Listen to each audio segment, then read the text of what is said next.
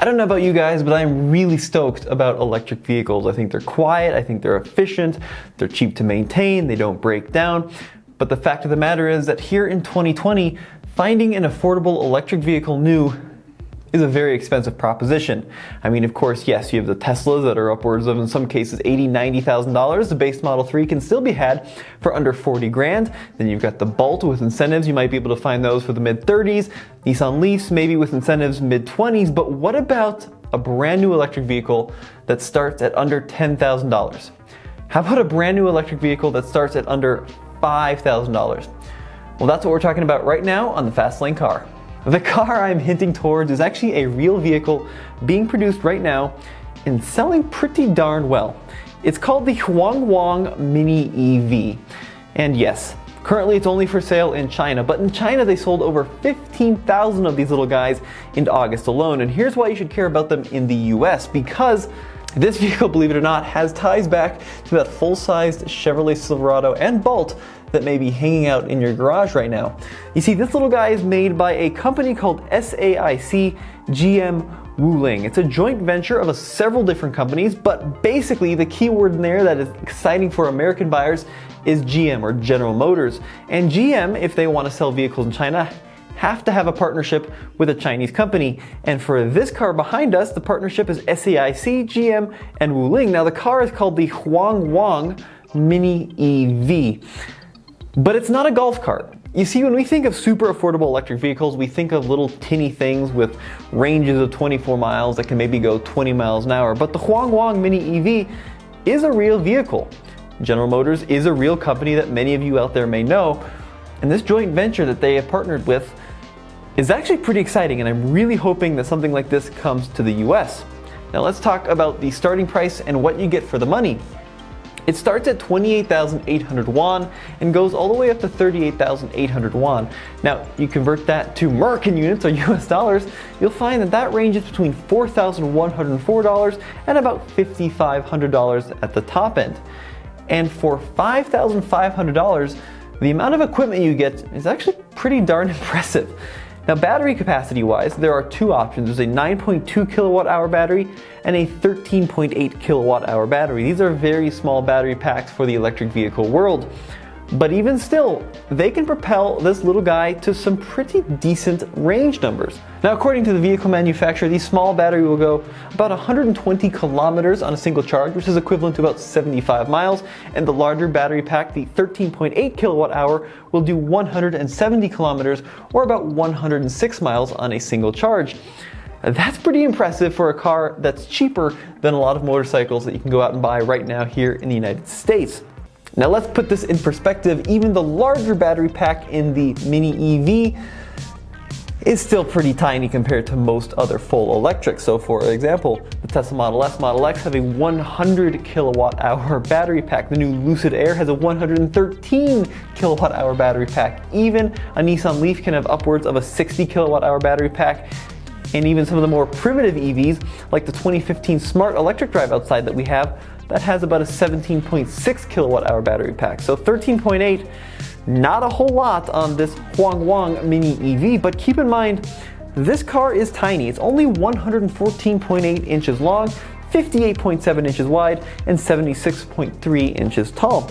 To put that in perspective, the brand new Mini Cooper SE is quite a bit larger than that, 151 inches long, 68 inches wide, and 56 inches tall. So this really is a small car, but don't think it's some thrown together little shoeboxing. It does actually have some pretty impressive technology. Based on the pictures I've seen, you can actually get this car with a variety of seat options, which don't look half bad. This really interesting interior dash design that kind of slopes across the whole width of the vehicle. It's got a digital instrument cluster. It's got a real radio with a USB port.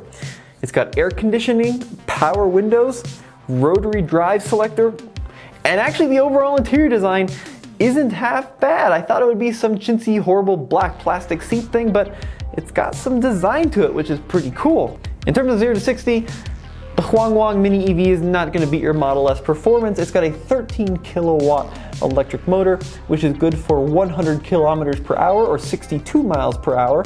But even still, with a car this small, that should propel you down small city streets, no problem.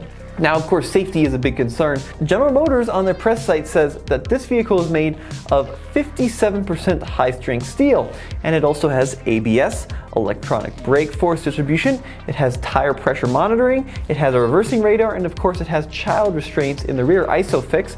Whether or not it has airbags, I'm quite sure it doesn't based on the pictures and the fact that they aren't mentioned. But even still, this does look like a real car, not some glorified golf cart. Now, I'm told that the Mini EV will seat up to 4 people. Whether or not that is true, I'm a little skeptical about, but it does have some interesting space packaging. With the rear seats folded, you get over 26.1 cubic feet of space, which is pretty usable, especially for 2 people. Now, this car is dimensionally quite a bit larger than our 2015 electric smart car. It is almost 10 inches longer, a little bit narrower, but a lot taller than the smart car. And what I'm excited about is just the amount of value you get for such a small amount of money. Now, would this vehicle work in the US?